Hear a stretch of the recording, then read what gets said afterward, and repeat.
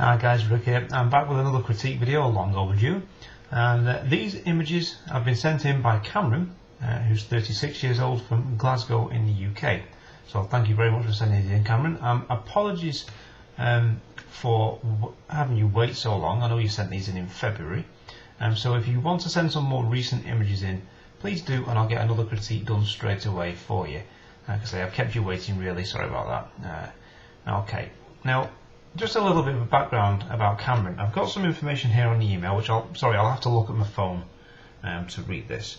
Now he's sent 12 images in. Normally I say send 10, but I will let him off on this one. Okay.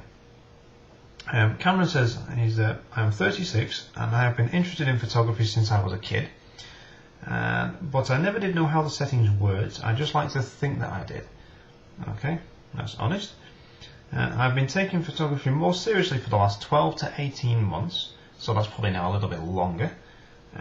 As you will see, most or the majority of the pictures don't have people in, and this is due to my depression, which for almost 3 years I locked myself away in the flat and hid from the world, and in a way it's photography that has helped me out so much. So that's very, very good to admit. You know, many people do suffer from such a thing, so that's you know, brave of you to state that. You know, it's good to hear that photography has actually helped you in some way, you know, through something that you've been struggling with. What does he say here? The first few images were taken in my flat as I could not cope to be outside, to be seen outside or to be outside. So that's fair enough. I mean, there's plenty of images always to be had in your homes, in your back gardens, so that's fine. Okay, so what we'll do, we'll have a look at these 12 images now in Lightroom. Now what I have done with this critique, for one of the images, I've put a couple of mine in just to show some examples, to draw some comparisons to help the critique along. And it's only for one of the images, so every so often I may do that in some future ones. Also, I just want to quickly hijack this introduction to let you guys know that we're doing critiques now over at New to Photo.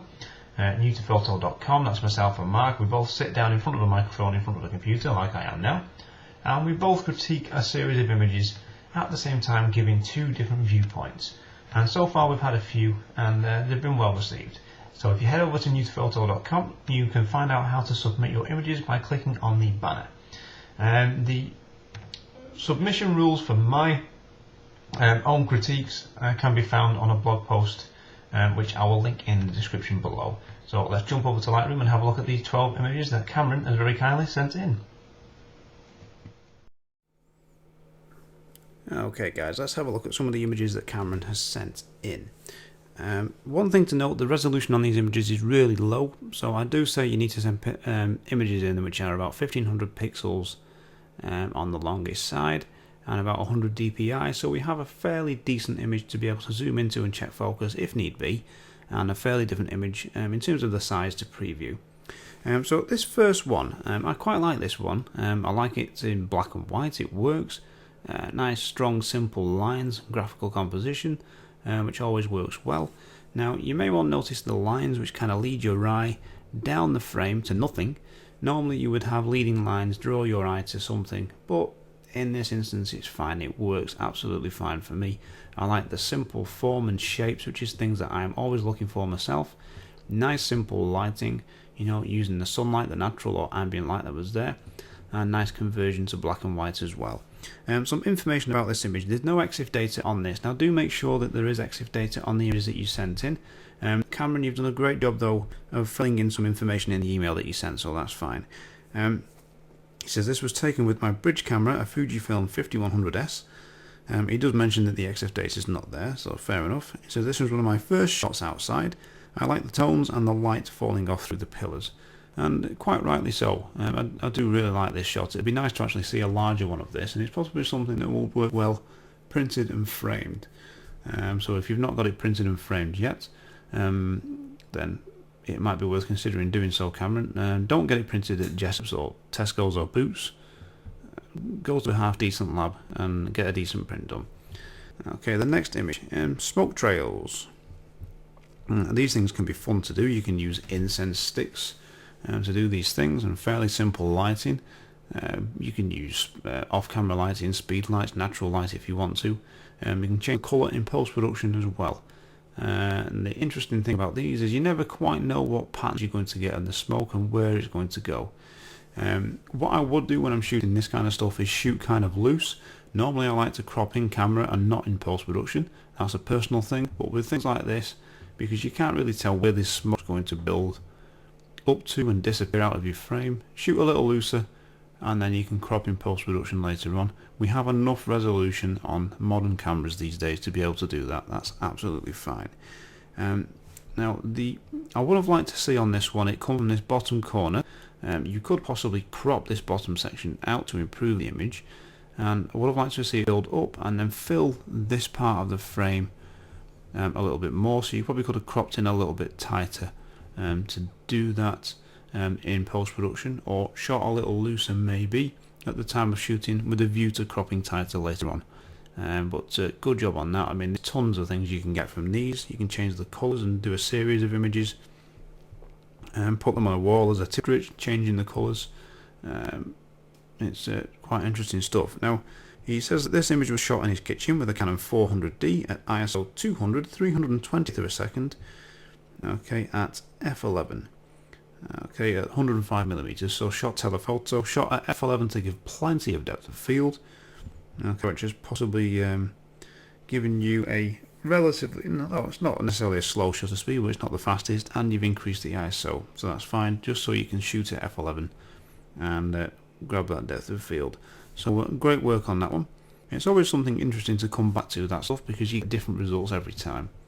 The next one is a water droplet shot. Now, water drops, or dropping liquid into other liquid, can be quite fun. I mean, you can use coloured liquid, food colouring, you can use different kind of liquids with different viscosities for different results.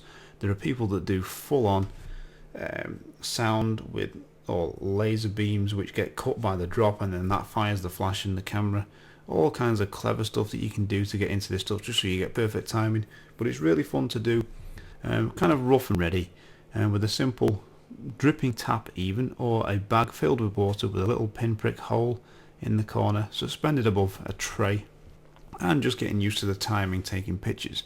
Now, you can't do this with natural light, because you would need a ton of it for a start, and you have no control over natural light, because once the sun goes behind the cloud you can't move the cloud.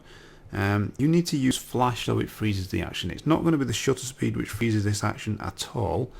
It's going to be the flash, because when you're using off-camera lighting and flash, you're limited to your sync speed, the maximum shutter speed your camera can shoot at, which generally is a 200th of a second to 250th, and that's just not going to cut it freezing, dropping water and splashing water.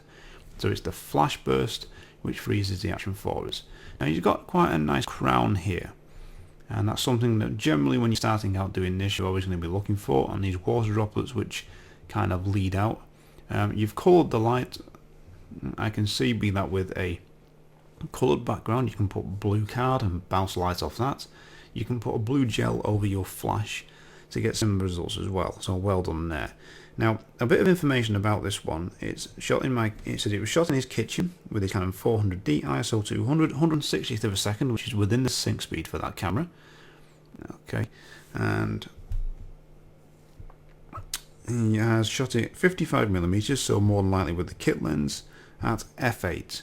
Okay, and he mentions it's shot in JPEG. Now, whether you shoot RAW or JPEG, yeah, it's up to you. You do have more information when you do shoot RAW, though. I like the blue colour tones throughout the image, and the ground is not that great, but I will redo this shoot at some point, and that's fine. Believe me, when you're doing this kind of stuff, you're going to fill memory cards because you need to get your right and get the timing right. You're going to have different results. If you're looking for a perfect crown, it takes a while to do. You need to play with the setup, with the height of the water drip, how big the drip's going to be, maybe the size of the hole in the bag that you're using, the viscosity of the fluid as well. So there's tons of things that you can experiment with, certainly. Now, one thing with this, the horizon seems to be tilted. Well, not the horizon really, but you seem to be shooting from quite a high angle, looking quite steeply down. It may well have looked a little better from a slightly lower angle. And you mentioned that it's not necessarily the perfect shot on the crown, Now, you depth of field wise, you're shooting at f8, but you would have been working pretty close at the fairly telephoto 55mm of the kit lens, so your depth of field is somewhat shallow anyway, given those circumstances, and it's hard to judge where the water is going to drop. I know because I've done this myself before. So what you may want to do, I don't know whether you did this, is stick something in the water to pre-focus on and try and aim for the drops to aim round about there, and I'll stop the aperture down to f8, f11, f16 if I've got enough light to be able to do it. And if you find that with running your flashes on low power, which is the best way to do this kind of stuff, because the low power on Speedlites gives you the fastest duration, better for freezing action. Obviously the lower the power, if you start stopping down your aperture, you might start to struggle, but you can increase your ISO to compensate. Just make sure you've not got too much ambient light around that will be included in the picture, otherwise you're just going to get ghosting or blurring. Now, I've done a couple of shots myself of water droplets here, and what I suggest maybe with this image is, yes, okay, it's a little out of focus at the front. Again, you say you can have a go at this again and get many different results. So try and get the whole crown in focus if you can, or at least the front of it, but maybe do a tighter crop on the crown, because it just seems a little bit kind of awkwardly placed within the frame. And what I think you may well have done is just taken into account these splashes that are kind of disappearing here. So it's kind of not in the middle of the frame or composed on a rule of third here at the moment, so it's kind of awkward. Now, if we have the ones that I've done myself in the past, I've inverted this one so it's upside down. And believe me, I must have shot about 200 images before I got this, and I've played with the colour in post-production on it. I think originally it started off as a piece of blue card on the background. I've played with the colours and tone curves, but if we look here, I've shot this at f16 to give me a really good depth of field. That was because I was at 200mm, really telephoto. Okay, so I've managed to get f16 out of the light by working really close. That's given me the crown pretty sharp throughout, and I've done a square crop so it's all in the center, and I chose to flip it just for something different and then put a vignette on to draw attention to that in the center. So try and just think of your framing if need be, and again with this kind of stuff, shoot loose to give yourself some room to crop in post. We've got the resolution to play with these days to do so. And one other image was this one here. Now this isn't critically sharp. That's Lightroom loads. No, it's not, but it's acceptably sharp to cover me. Could have done with some more depth of field or a couple more attempts. I just like the shape of the circle here, but again, if you look at the crop on this, it's really tight. This is obviously kind of like a widescreen crop, but it makes for a much stronger composition, and it's just going to take time to get the sharpness perfect on things like this. But the biggest thing for me on this one was the circular elements of the ripples, really. So another go at this. You probably have, since you've sent this in, considering it was sent in February, so maybe send some more crowns or splashes. One thing I've just noticed actually whilst recording this, Lightroom seems to be insistent on putting my copyright on the images. Please ignore that, they're not mine. Okay, and this next image, this appears to be at maybe some kind of boxing club or a venue where they hold boxing bouts, fights and so forth as well.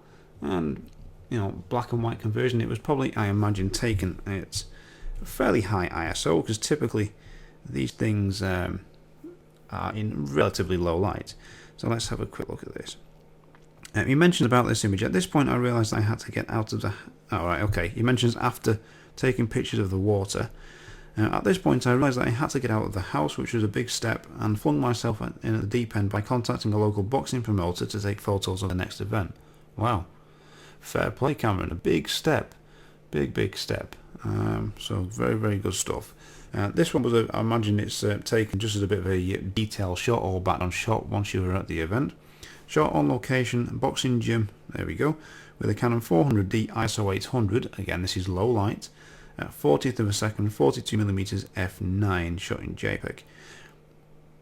f9, probably a little bit too much depth of field really from what you would have needed. 42mm is relatively wide. f5.6 probably would have got you there as well, really, and you would have had a bit of a faster shutter speed. Maybe you could have dropped your ISO down a little bit. But that said, black and white conversion, obviously at ISO 800 on a 400D, it's a little noisy, a little grainy, but it kind of adds to the texture of it. So that's fine. Quite an interesting angle. You've included posters of recent events or upcoming events, which is cool. They're framed quite nicely by these pipes and conduits as well. So well done. It's important to get detailed shots when you're shooting events that are relevant to the person who you're doing the shooting for. So good job on that one. I'll just see if he says any more on this. Where are we? He says, I liked it as it showed the gritty, tough environment that this gym is, or that this gym had when you walked in, and it was like a gym from the 50s, from a 50s movies or something like that. So well captured. Okay, and you also mentioned that you like the fact it's showing bare wiring and pipes. Okay, that's fine. So we'll go to the next one. It's another black and white image. Okay, of these two guys sparring or boxing, probably in a competition bout. Okay, now again, this would have been taken at high ISO on a Canon 400D ISO 800, 125th of a second, 105mm f5. So you're going to have to start opening up your aperture to let more light in. Okay, shot in JPEG. Okay, well captured. I don't know whether this was your original composition or not, but it's a nice tight framing. I quite like the composition as well. The background's gone quite dark because the camera's probably exposed for all the highlights here, which is fine. I don't know whether there was anything in the background back there or not. But overall I quite like it. The lighting's never great in these situations. You've just got to kind of take what you can get. In an ideal world, you'll be using a camera which is capable of high ISOs and you've got nice fast lenses, but that said, if you're getting noisy images because you've got to push your ISO, live with it, go black and white, and use the grain as a bit of an element within the image. So well done there. I mean, looking actually at this, 125th of a second shutter speed, it's not really an action stopping shutter speed, certainly if someone's throwing a punch or moving at a rate of knots. So waiting for that moment where the action's a little bit stiller can get you a sharper shot, but movement, I've skipped to the other image there, movement can actually show energy and part of the action which is going on as well. So not everything needs to be sharp doing this kind of stuff. And we have same two guys here, kind of covering up, weighing each other up. Who's gonna jab, throw a punch? We see a little bit of the crowd in the background here, but because the camera, or you've exposed for the highlights here, everything else has gone to black. Again, good choice on black and white. I think it works well. It's in keeping with the first image in this series that you've taken in the gym, dark and gritty. So well done there. I like the composition on this one. We can see the ring, it tells a little bit of the story. You've cropped quite tight to the knee joints. Generally I try to avoid cropping at areas which bend if I can do, but I think the shorts being long have kind of let you get away with that here. So a nice moment there captured. At the moment I don't know who threw the next punch actually, I'm trying to work it out, but that's a good thing because it gets you thinking about what's happening in the frame or what's about to happen as well. So good job there. Here we go. Now this image, just to quickly cover it, he says it's shot on location at the boxing event, Canon 400D ISO 800, 125th of a second, 45mm f5. Fine. Okay, it's a fairly wide angle. f5 will give you a fairly good depth of field. Okay, certainly at the working distance that you're at. So that's absolutely fine there. Good job. Says I like this shot from the Wii series I have, and I think the noise and grain adds atmosphere, good, and mood to the image and giving it a blood and sweat feel. So absolutely, don't ever be afraid, anybody, of pushing your camera's ISO if need be. It's a question of getting the shot or not getting the shot. Yes, like I said before, it's nice to have these cameras which go to ISO whatever and they're nice and clean, but use what you have and don't be afraid to increase that ISO. Okay, we'll go to the next image. Here we go. It was around now that I knew I had to get help for my depression and get out, so I'm glad I did. Still fighting it today, but some days I win the battle, and some days it wins the battle, but I will win the war. So nice and positive there, Cameron. Good on you. And this next image, shot on location at the Art Centre with a Canon 400D ISO 100, 200th of a second, 105mm f4.5. Okay, now looking at this image as a whole, and okay, this is a portrait. Now, we have the person placed quite far over to the right of the frame. Now, this would be within the right hand third, not necessarily bang on it, but within it. Okay, which is fine, which would give you negative space over here. If this space was all kind of unified, be it all concrete, all grass, maybe all sky, so it will be a cleaner negative space. Yes, the background's out of focus even at f4.5. That's because you shot this telephoto at 105mm, but it's a little distracting because it's still rendered fairly sharp, and we have this concrete line or brick line of the path coming out of the head. Okay, and obviously the line where it meets and changes to the grass. Your eye automatically goes to the brightest part of an image, generally speaking. Now, this rule can be broken, which obviously the brightest part of the image is, the boxes. Okay, maybe the white piece of rope there, that's fine, but you're going to start looking at these guys over here because they're quite bright. Over here, you've got a bright patch on a hair, maybe fairly bright grass and bright concrete here, certainly brighter than the exposure here on the subject, so you may well find that distracting. Although this element at the top, whether it's a bench or wall, I'm not quite sure, is a little bit distracting as well. So watch out for a clean background. Think head in a clean spot, don't have any kind of lines, be that lines from walls, poles, branches, paths, building lines, painted lines coming out of a subject's head. If you can avoid it, sometimes you can't, and the moment's more important, but do try to avoid that. Now, the exposure's a little dark on her, and the lighting's quite flat because the light source is coming from this side of the camera right, and her hair's blocking all of that. So all this area here has been lit, okay, by the sun, her hair is, and then the exposure here has fallen off really. So the lighting as a result is a little bit flat. Now also notice there's a little bit of colour cast here on the skin tone, and I suspect that could be from reflection coming from grass nearby. Not this stuff in the background, but something possibly in the foreground or nearby, maybe a tree, because the light will bounce and reflect off things and take on that colour. So if you notice you take a picture of someone in a field or a park where there's a load of green bushes, green grass, light's going to take on that colour, so you're going to get a little bit of a colour cast, so watch out for that as well. Okay, we'll go on to the next image. Sorry, this one's run on probably for quite a while, you know what I'm like. Oh, that last image, he says, my first shoot with a person and a model, and learned so much about photography and how much isolation I'd had. And that's a great thing. From the shoot I got a few good shots and the model was happy. Awesome. Dealing with photographing people, and now this is what I do.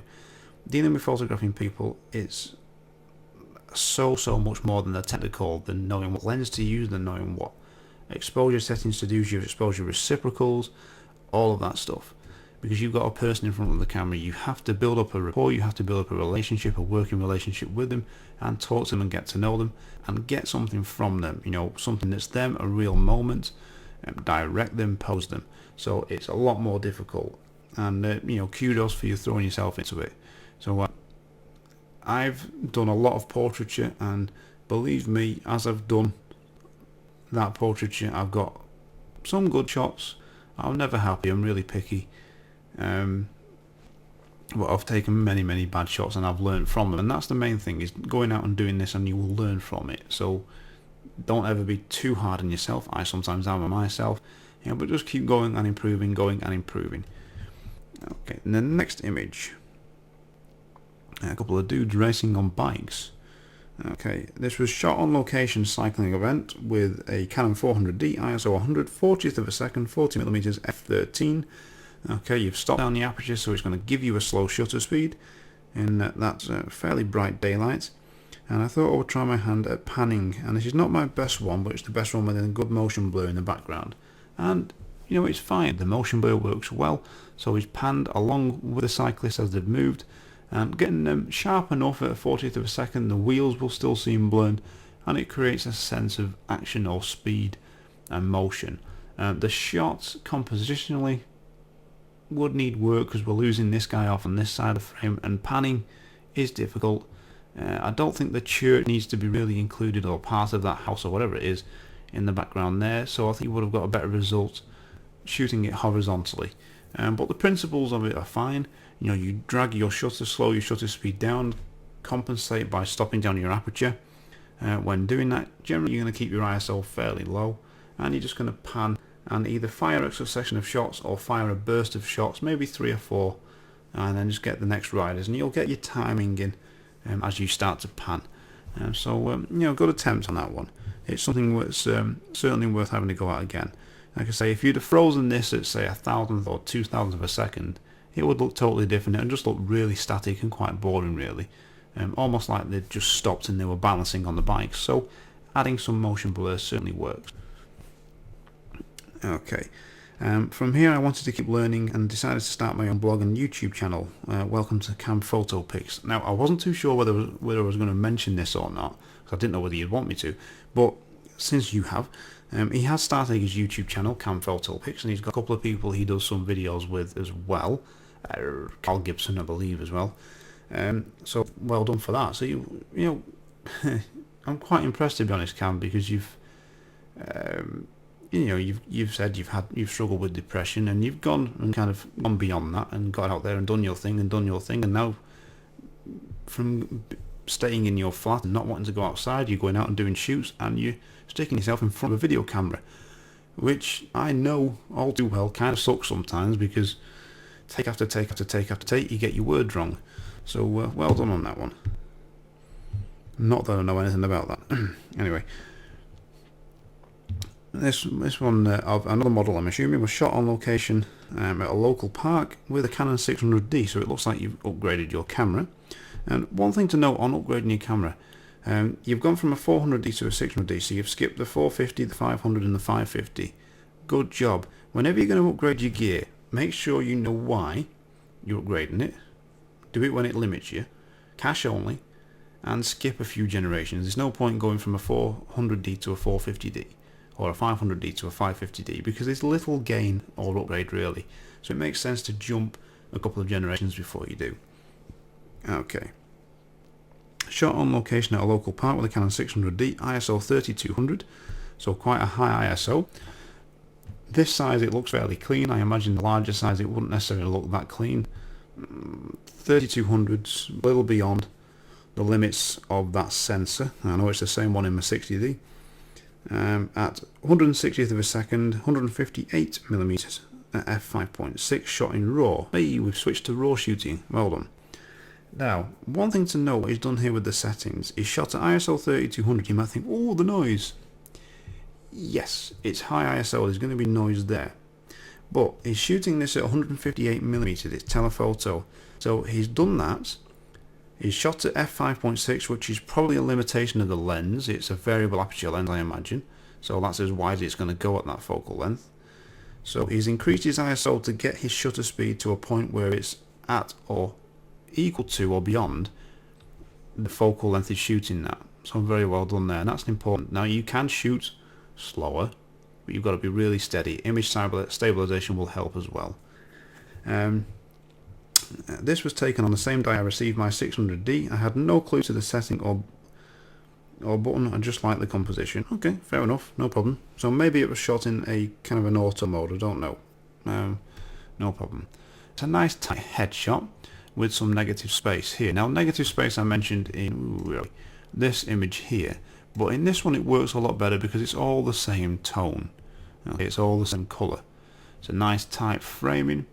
I don't mind cropping through part of the head. I know she's wearing a hat here, you know, so it works quite well. The lighting, not amazing. I imagine it being fairly overcast on that day, so it's a little bit flat. Sometimes overcast days can be great because the clouds become a big softbox, but there are days sometimes when it's just a little bit too cloudy, and it can become a little bit flat. But overall, nice job on this one. Nice tight framing.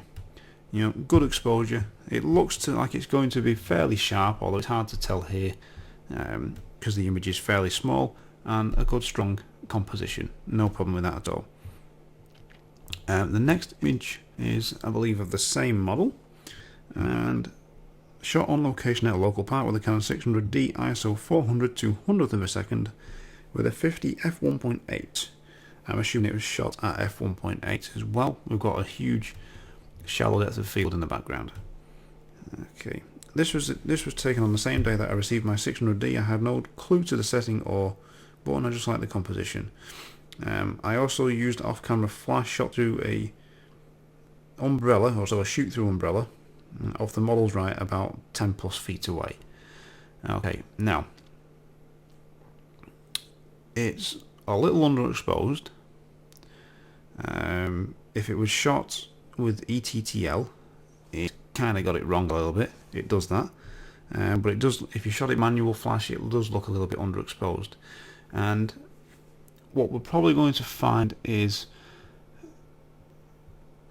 the lighting looks a little bit flat again, so it's almost on axis. I know it's off camera, but it's filling in light all over here, and having a flash with an umbrella that far away, you're asking the flash to work really hard, because the further away you take a light source, the less bright it is, or you reduce exposure. The closer you bring it in, you can increase exposure. It's one of the exposure variables.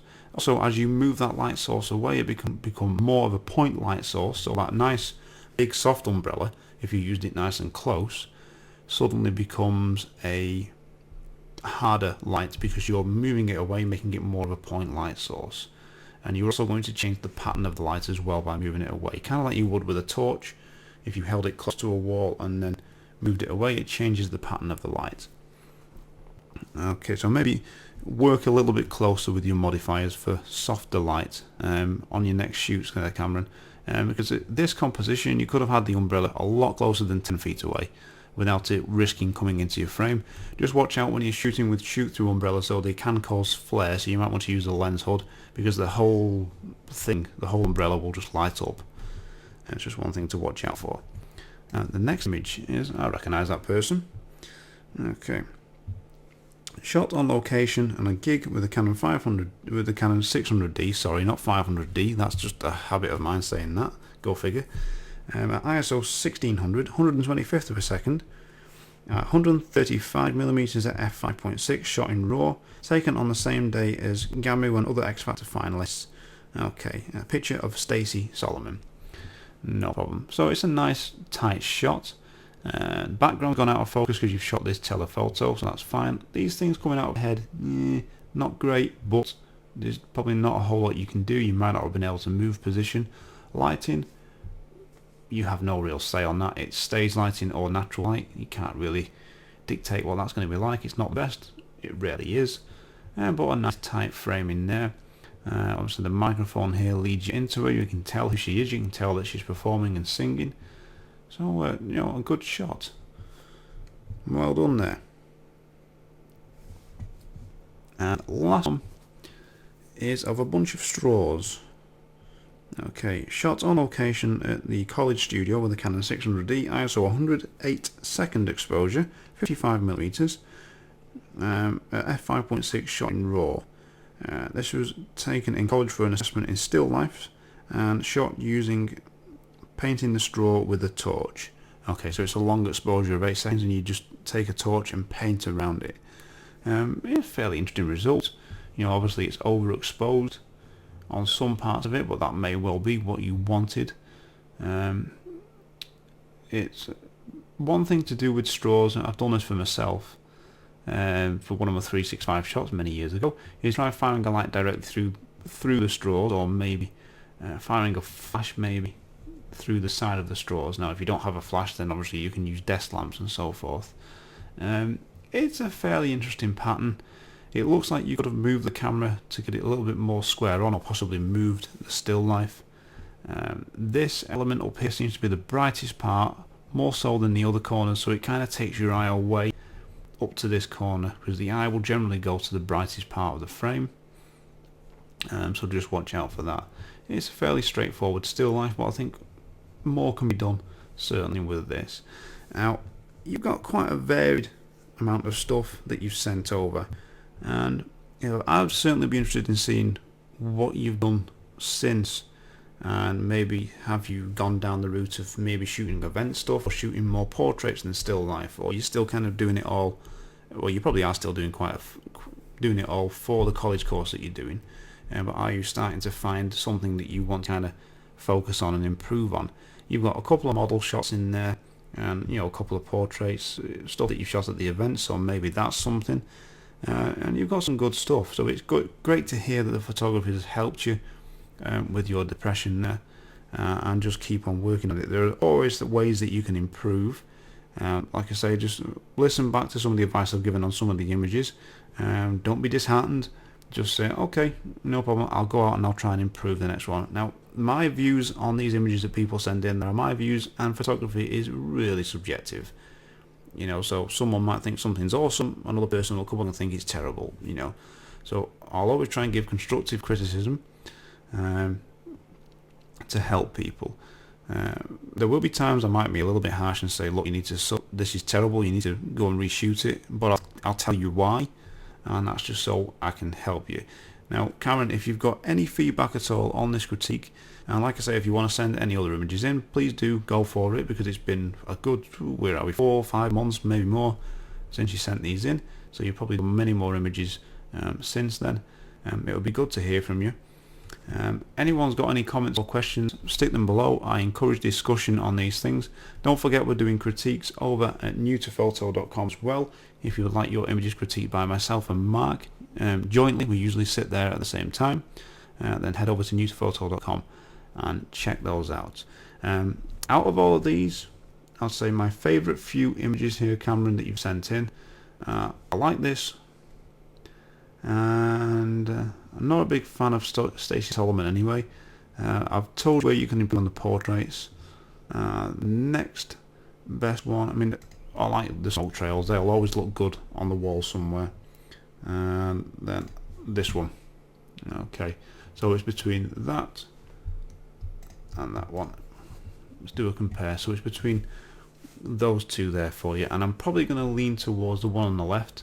Being a portrait photographer, person interest, and interested in martial arts and things like that myself, then that's well done with that one, certainly.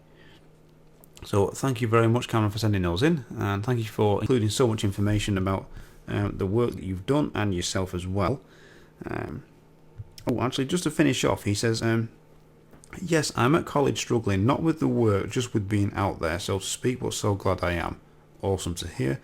I worked as an IT help desk manager for 8 years and hated it. Oh, do I know about being in a job that you hate? Currently there. And I'm just glad that I found something I really enjoy. So I hope to pass or fail my HNC photography and see where the path leads me. So that's good positive outlook. Hopefully you will pass. But don't worry if you don't pass it, because there are many paths to becoming a photographer than just going down the academic route or doing a association accreditation, be it say with the Royal Photographic Society or something like that. There are many ways you can go about this. You can be self-taught, tutored, so don't worry about that. So thank you very much for listening and watching, guys, and I will catch you in the next video soon.